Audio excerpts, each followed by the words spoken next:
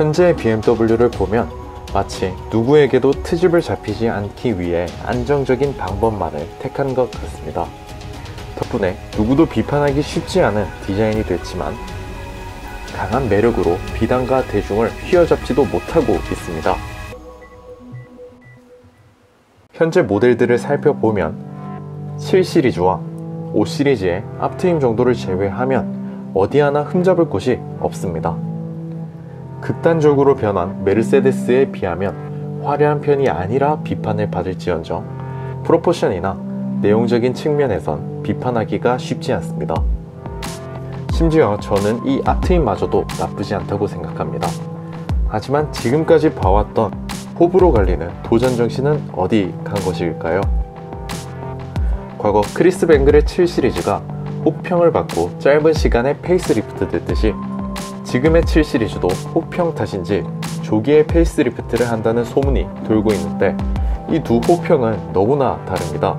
전자가 아방가르드한 디자인을 사회가 쫓아가지 못했다면 지금은 사회를 쫓아오지 못한다는 비판이 주를 이루고 있습니다.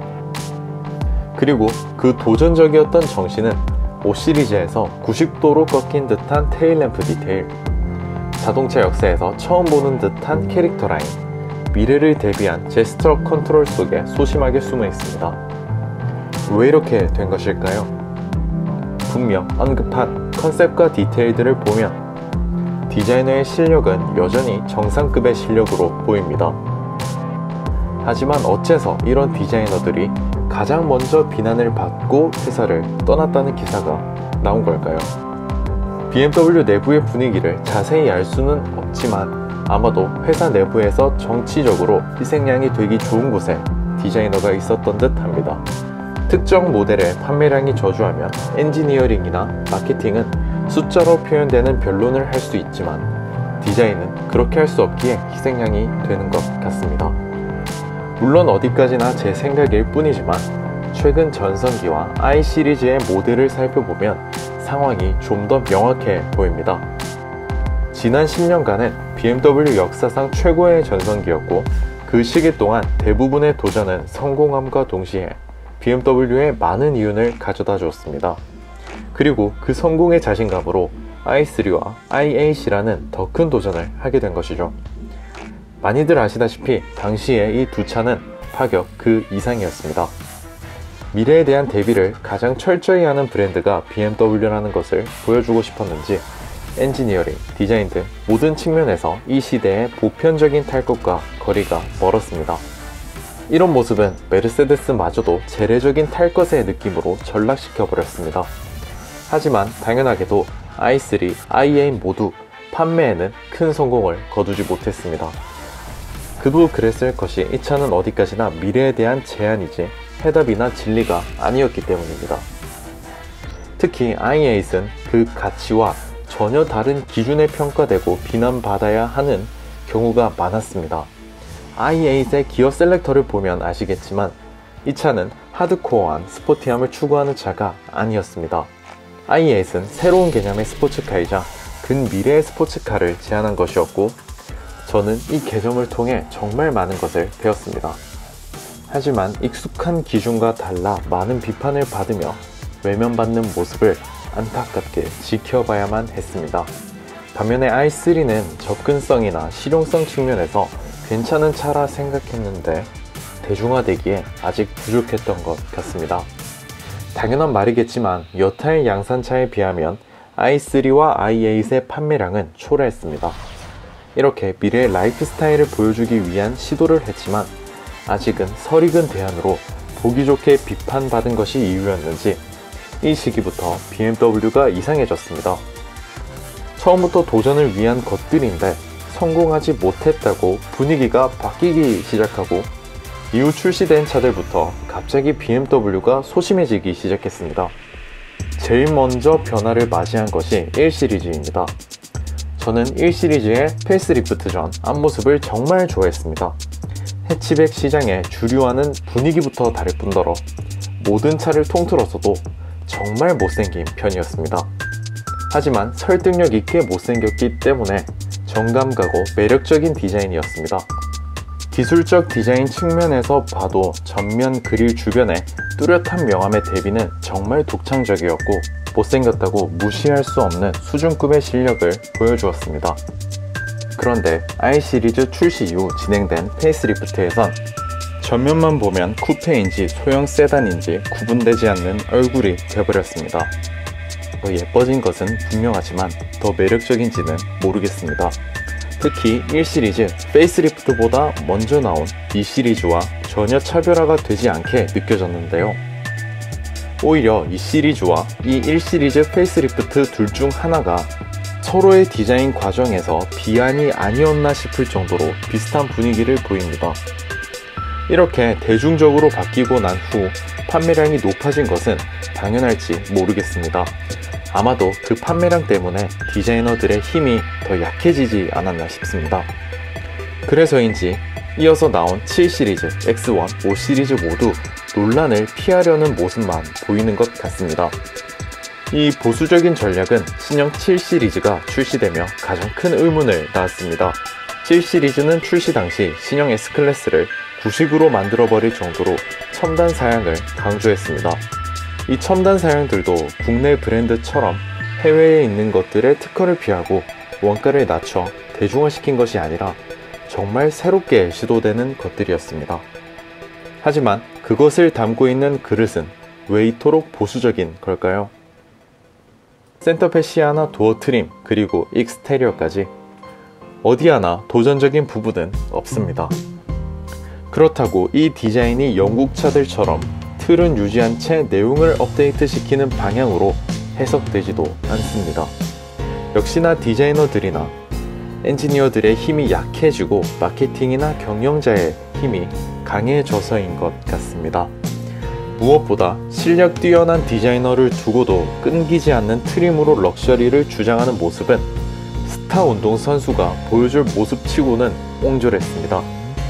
괜히 논란을 만들었다가 판매량이 떨어지면 그 책임을 디자이너에게 지우려는 것인지 지금의 BMW 디자인에선 마치 숨어서 저항정신을 표현하듯 새로운 디테일들은 조용한 곳에 전체적인 레이아웃은 일반적인 틀을 벗어나려 하지 않고 있습니다. 새로운 기술을 익숙한 디자인에 담는 지금의 모습은 크리스 뱅글 이전으로 돌아간 듯 보이기도 합니다.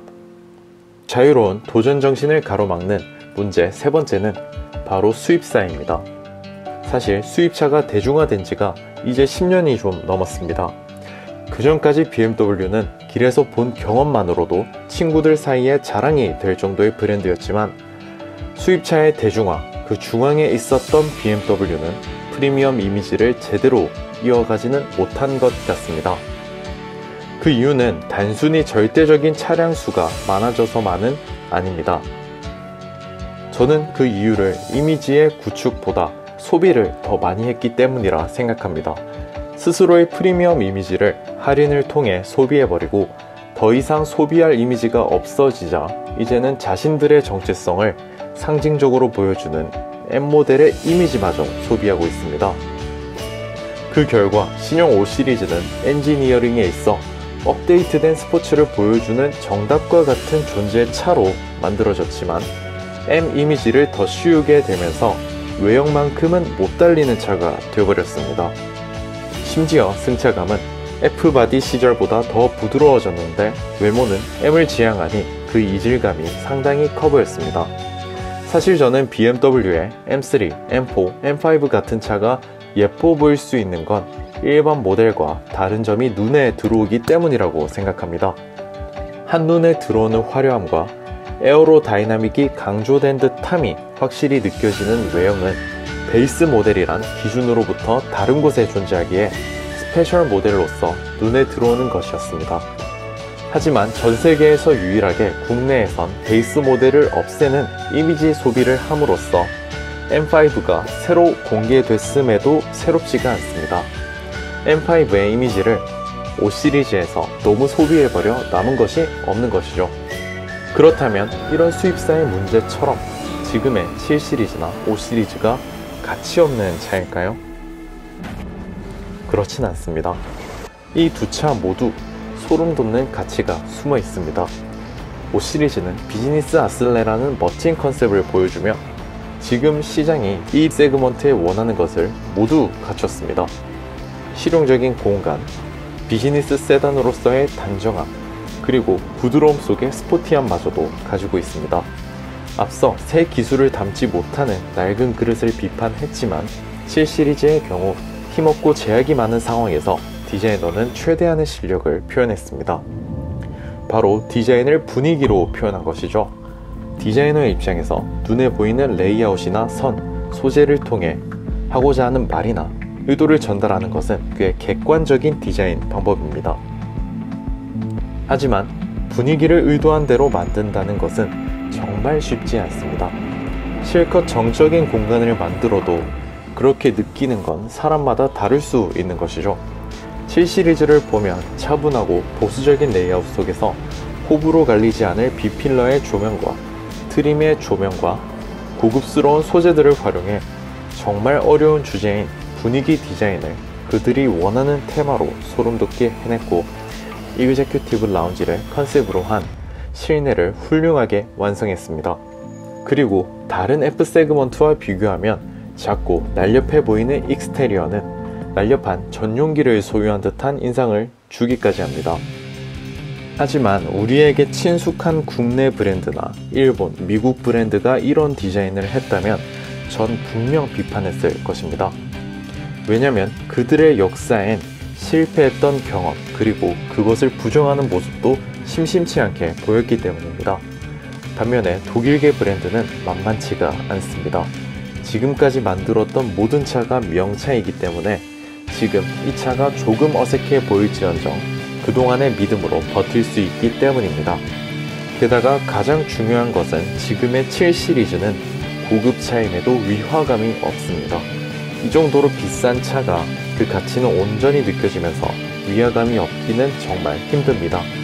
낮은 본넷은 한국 중형차보다도 그 크기를 위압적으로 전달하지 않고 실내 고급 소재도 격이 다른 신분을 표현하기보다 해변가의 맨션에서 열리는 캐주얼한 파티가 연상됩니다.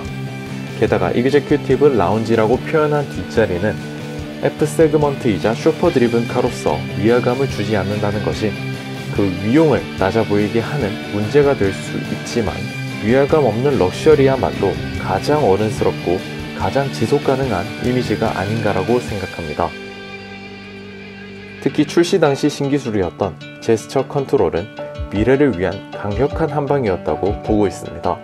지금은 실용적이라고 말하기 힘들지만 자율주행 시대에 핸들이 아닌 다른 방식으로 차와 소통하기 위한 주제로 아이디어를 낸 것일 테니까요. 도전 정신을 익숙한 그릇에 담은 것이 문제이고 정신만 살아있다면 그릇을 바꾸면 될 뿐입니다. 그리고 그 그릇에 대한 연구도 누구보다 열심히 하는 만큼 다시 방향을 잡으려는 움직임이 많이 보이고 있고 이를 증명하듯 얼마 전 공개된 G4 컨셉카와 X2의 디자인을 보면 BMW는 여전히 도전적입니다. 결국 BMW는 도전 정신을 찾아갈 것이라고 믿고 있습니다. 그렇기에 현재 BMW 디자인을 지금의 관점에선 좋다 나쁘다를 평가할 수 없을 것 같습니다. 오히려 이 다음 세대의 디자인을 통해 역사가 된 지금 이 순간을 어떻게 해석할지가 중요해지는 것이죠.